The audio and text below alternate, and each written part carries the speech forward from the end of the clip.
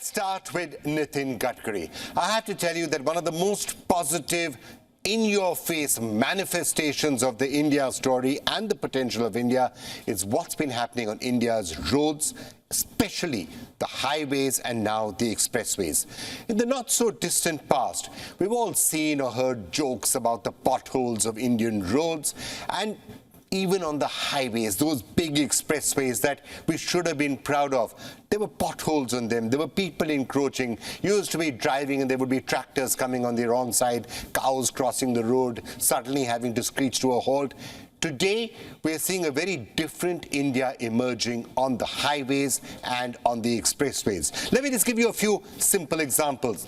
Take a look at this. The 1,350-kilometer long, 8-lane wide Delhi-Mumbai expressway. It's going to be India's longest, and it's going to be launched. It's already started. The first segments of it have already been inaugurated. The rest will be done within a year, maybe a year and a half. It's going to be reducing travel time between the cities by 50%. Or take a look at this, the Mumbai-Nagpur Expressway. It connects 24 districts in the state, and it has reduced travel time between Mumbai and Nagpur to 8 hours from 16 hours.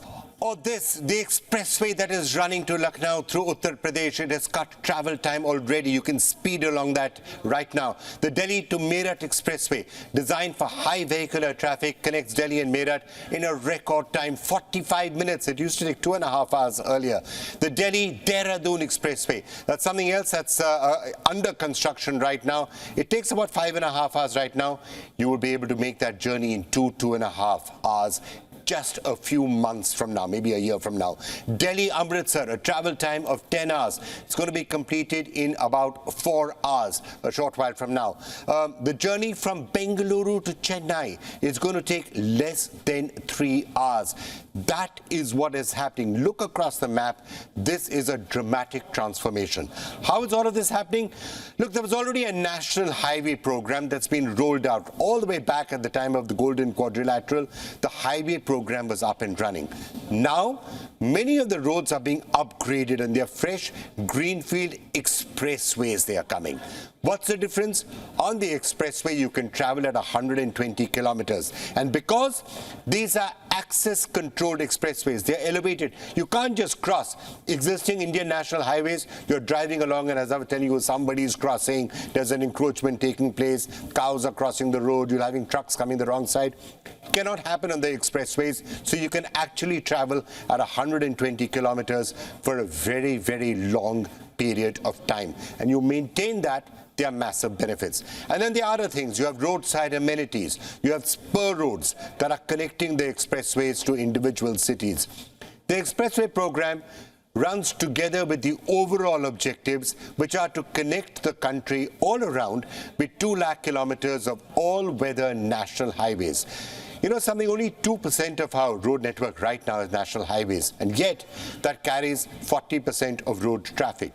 So, essentially, the idea of the entire highway program is you double the connectivity to the hinterland by connecting 500 out of the 718 districts in the country. Now, these plans, Bharat Pariyojana as it was called one, it has seen some delays. The Bharat Pariyojana plan, Bharatmala Phase 1, it was launched in 2017 and it should have created approximately 35,000 kilometers by 2022. Pandemic and some other roadblocks, including around environmental clearances or land acquisitions, did slow it down, but it's being told to us that that plan is back on track. And also, there are plans to kick off Phase 2 in parallel. So at the end of the day, you might still be able to achieve all the goals in a very definite period of time. Can it really happen? Do we have the financial strength to be able to complete both the phases in parallel? Estimated budget could be something like $130 billion. How is that going to be managed? How will we overcome issues such as land acquisition and environmental clearances and all those other questions that have plagued projects over the period of time? Well, who better to answer that question than Nitin Gadkari, the Minister for Road Transport, the person who's been driving this entire initiative for the last 8 years, the person who's widely credited with having changed the face of India's highways and expressways. And I got the chance to sit down with him for a rather exhaustive, exclusive interview earlier this week. I'm going to now play that for you. Well, anybody who comes to India and tries to understand the India story, there is one aspect of the India story that strikes you right in the face. When you're driving from one city to the other in India, you cannot help but be staggered by the sort of highways and expressways that are now being built. Many thought it was impossible, but it has started to be possible. And we are with the man who has made it all possible, Nitin Gadkari, Minister for Roads, Transport. Nitin, I have to say that the roads that you have built, the expressways that you have built, are quite, even the international press is now talking about them. What do you think is the secret for it? Because people said a country like India cannot build roads like this. Actually, frankly speaking, we need to develop good industry, capital investment. Without that, we cannot eradicate poverty. Because for creating industry, we need water, power, transport and communication. Without this infrastructure, we don't have employment potential. And without employment potential, we cannot eradicate the poverty. So development of infrastructure is the most important priority for the government. And Prime Minister Modi ji has given highest priority for that. And it is a really great thing that we are developing the road infrastructure. And it's my estimate that in the end of 24, it will be equivalent to the road infrastructure of USA. And in quality or quantity? Yeah, it's quality and quantity also. We have 6 world record in this year. Actually, we have highest road network of national highway in the world. And we are now, the way in which we are developing the road infrastructure, the quality, using the best technology, using the best material. We are using municipal solid waste in the Delhi Ring Road too. We have used already 20 lakh ton of municipal waste. In Ahmedabad-Dolero Express Highway, we are using 20 lakh ton of waste from Ahmedabad. So way in which we want to protect ecology and environment, at the same time we want to develop the good road infrastructure, and we are doing for that. We are making tunnels of 2,50,000 crore.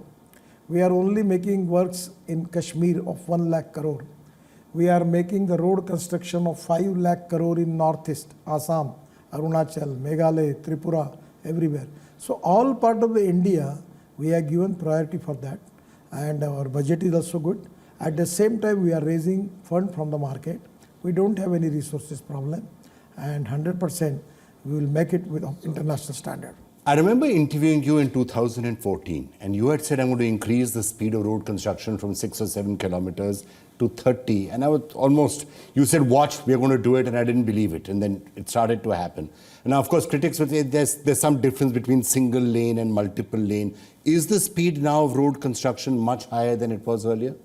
Actually, when we calculate the construction of the road as per lane is concerned, it is the same.